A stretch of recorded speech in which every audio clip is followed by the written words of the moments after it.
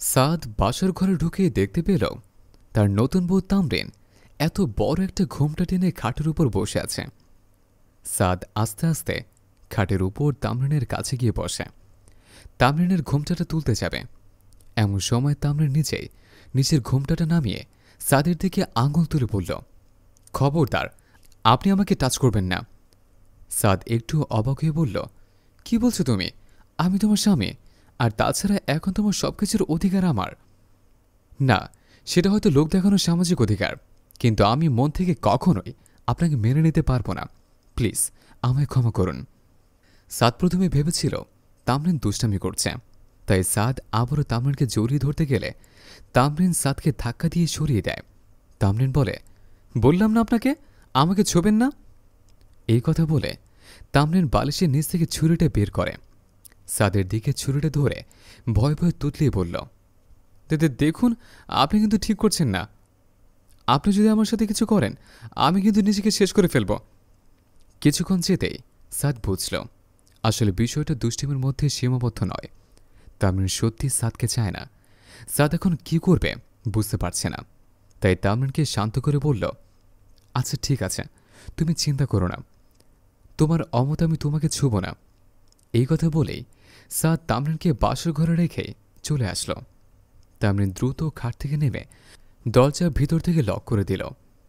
সাদ ঘর থেকে বের হতেই ভাবতে লাগল, সাদের বাবা মা অনেক শখ করে তামরিনের সাথে সাদের বিয়ে দিয়েছে। তামরিনকে নিয়ে সাদের বাবা মায়ের মধ্যে অনেক আশা আকাঙ্ক্ষা। সাদ এখন ভাবছে বাবা মাকে সে কি বলবে। এই ঘটনা যদি বাবা মা জানে, তারা তো অনেক কষ্ট পাবে। তাই সাদ আবার তামরিনের রুমে নক করে। তামরিন দরজা খুলছে না। 2-3 বার নক করার পর তামরিন দরজা খুলল। দেখো, তোমার সাথে আমার কিছু কথা আছে।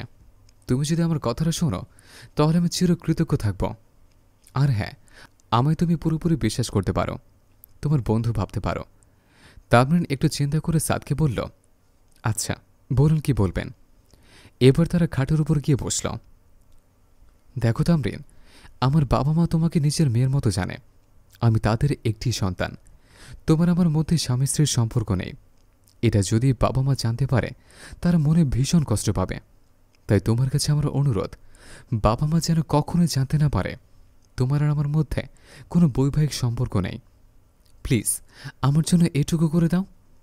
তামরিন বলে, আচ্ছা ঠিক আছে, সেটা নিয়ে আপনাকে ভাবতে হবে না, আপনি নিশ্চিন্তে থাকতে পারেন। বাবা মাকে আমি ম্যানেজ করব। কথাটা শুনে সাদ যেন একটু স্বস্তি পেল। অনেক ধন্যবাদ তোমাকে। তামরিন বলল, আপনি আমায় ক্ষমা করে দেবেন। আমি ইচ্ছে করে আপনার সাথে এরকম করিনি। আসলে বিয়েটা আমি করতে চাইনি, কিন্তু আমার বাবা মা আমাকে এই বিয়েটা করতে এক পর্যায়ে জোর করে বসে। আমি যদি আপনাকে বিয়ে না করি, তাহলে তারা দুজনে সুইসাইড করবে। সেই ভয়ে আমি আপনাকে বিয়ে করি। তাদের ধারণা আপনার মতো নম্র ভদ্র আর ভালো জব করে এমন ছেলে তারা আর পাবে না। আসলে আমি রাকিব নামে একটি ছেলেকে ভালোবাসি। বিগত 3 বছর ধরে আমাদের রিলেশন। আমি ওকে কথা দিয়েছি, ওকে আমি কষ্ট দিতে পারবো না। সাদ বলল, মনটা খারাপ করেও কষ্টের একটা মিচকে হাসি দিয়ে বলল, ও আচ্ছা, তা তোমার বয়ফ্রেন্ড কি করে সেটা কি বলবে আমায়? ও তেমন কিছু করে না, একটা জব করত, কিন্তু এখন সেটা নেই। আর এজন্যই বাবা মা ওকে পছন্দ করে না। ওকে ছাড়া আমার এই মন শরীর আমি কাউকে দিতে পারবো না। আমি ওকে অনেক ভালোবাসি, আমার সব কিছুই ওর জন্য। সাদ বলল, ও আচ্ছা আচ্ছা, একটা কথা জানতে পারি? তামরিন বলল, জি বলুন। রাকিব কি তোমাকে এখন বিয়ে করবে? তামরিন বলল, হ্যাঁ অবশ্যই করবে, কেন করবে না? ও আমাকে ওর জীবনের চেয়েও বেশি ভালোবাসে। সাদ বলল, আচ্ছা তুমি মন খারাপ করো না, তুমি শুয়ে পড়ো, আমি তাহলে যাই। এই বলেই সাদ সেখানে চলে গেল। এবার সাদের ওপর থেকে তামরিনের ভয়টা একটু কাটল। মনে মনে ভাবল, লোকটা হয়তো অতটাও খারাপ না যতটা আমি ভেবেছিলাম। ভাবতে ভাবতে তামরিন শুয়ে পড়ে। সাদেরও বিয়ে নিয়ে ছোট থেকে কত স্বপ্ন ছিল, কিন্তু কি থেকে যে কি হয়ে গেল এটা ভেবেই সাদ কষ্টের একটা হাসি দিয়ে শুয়ে পড়ল। এইভাবে বেশ কিছুদিন কেটে গেল। সাদ অফিসে যাওয়ার জন্য ড্রেসিং টেবিলের সামনে রেডি হচ্ছে। এমন সময় তামরিন এসে সাদের গায়ে শার্টের বোতাম লাগাতে লাগল। সাদ বললেন, এ কি করছো? আমার শার্টের বোতাম আমি নিজে লাগাতে পারবো। সাদের কলার থেকে তামরিনের হাতটি সরিয়ে নিতে গিয়ে সাদের হাত তামরিনের হাতে স্পর্শ করে। তখন তামরিন সাদের চোখের দিকে তাকিয়ে থাকে। এরপর সাদ নিজের শার্টের বোতাম লাগিয়ে অফিস চলে যায়। তামরিন সাদের জন্য তার সব পছন্দের আইটেমগুলো রান্না করছে। বিছানার উপর শুয়ে পড়ল। এমন সময় তামরিন এক গ্লাস দুধ নিয়ে সাদের কাছে এসে বলল, নিন, দুধটা খেয়ে নিন, আপনাকে অনেক ক্লান্ত লাগছে। রাতে ডিনারে গিয়ে সাদ দেখে তার পছন্দের পায়েস মুরগির মাংস রান্না করে ডাইনিং টেবিলে সাজিয়ে রেখেছে তামরিন। সাদ তামরিনের পরিবর্তন দেখে ভাবতে থাকে, কি ব্যাপার, তামরিনের মধ্যে এত পরিবর্তন দেখতে পাচ্ছি, ব্যাপারটা কি? রাতে সাদ যখন অন্য রুমে শুতে যাবে এমন সময় তামরিন সাদের হাতটা টেনে ধরে। কোথায় যাচ্ছেন? সাদ বলে, কেন, ঘুমোতে যাচ্ছে, সকালে অফিস আছে। তাছাড়া আজ ভীষণ ক্লান্ত লাগছে, তাই একটু তাড়াতাড়ি ঘুমোতে যাচ্ছে। কেন, তুমি কিছু বলবে? তামরিন বলল, হুম, বলেই মাথাটা নিচু করে ফেলে। সাদ বলল, বলো, কি বলবে? যদি বলি আজ থেকে আপনি আমার সাথে ঘুমাবেন, তাহলে কি আমার কথাটা রাখবেন? সাদ যেন আকাশ থেকে পড়ল। তামরিনের দিকে অবাক হয়ে তাকিয়ে আছে সাদ।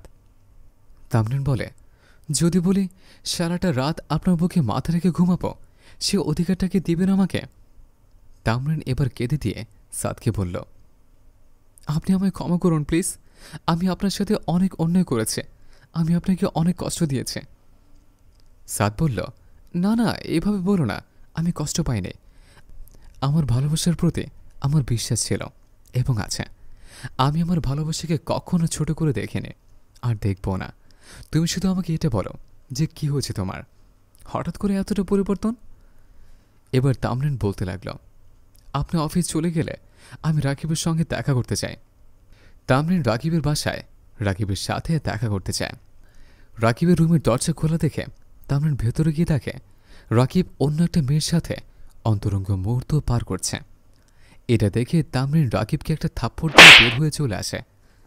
সাদ এবার পুরো বিষয়টা ক্লিয়ার হলো। তামরিন বলতে লাগল, তুমি যদি আমাকে ক্ষমা না করো, আমি নিজেকে কখনোই ক্ষমা করতে পারবো না, তুমি আমাকে মাফ করে দাও। এই বলেই তামরিন কাঁদতে থাকে। সাদ তামরিনকে বুকে আগলে নিয়ে শান্ত করল। আরে বোকা মেয়ে, কাঁদে না, তুমি যে তোমার নিজের ভুলটা বুঝতে পেরেছ, এটা আমার সবচেয়ে বড় পাওয়া।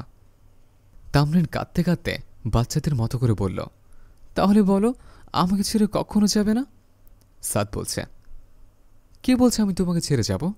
আমি কি একবারও বলেছি আমি তোমাকে ছেড়ে চলে যাব? বলেই সাদ মুচকে হাসল। তামরিন বলল, না, তুমি বলো, তুমি বলো যে আমাকে ছেড়ে কখনোই কোথাও যাবে না। সাদ বলে, ওকে বাবা, এই তো বলছে, আমি তোমায় ছেড়ে কখনোই কোথাও যাব না। এবার খুশি তো? তামরিন বলল, না, খুশি না। এবার শুয়ে শুয়ে তোমার বুকের উপর আমার মাথাটা নিয়ে আমাকে লক্ষ্মী শোনা গানকে আমাকে ঘুম পাড়িয়ে দাও। সাদ বলে, আচ্ছা বাবা, সেটাই হবে, তাহলে চলো আমরা শুয়ে পড়ি। এবার সাদের বুকের উপর তামরিন মাথা দিয়ে সাদ তামরিনকে গান শোনাচ্ছে আর তামরিনের মাথায় হাত বুলিয়ে দিচ্ছে। লক্ষ্মী সোনা, আদর করে দিয়েছি তোকে, লক্ষ চুমু মায়া ভরা তোরই মুখে। তামরিনও পরম শান্তিতে সাদের বুকে মাথা রেখে গান শুনতে শুনতে ঘুমিয়ে পড়ল। বন্ধুরা, আমাদের এই গল্পটি যদি ভালো লেগে থাকে তাহলে অবশ্যই লাইক, কমেন্ট এবং শেয়ার করবেন। ধন্যবাদ।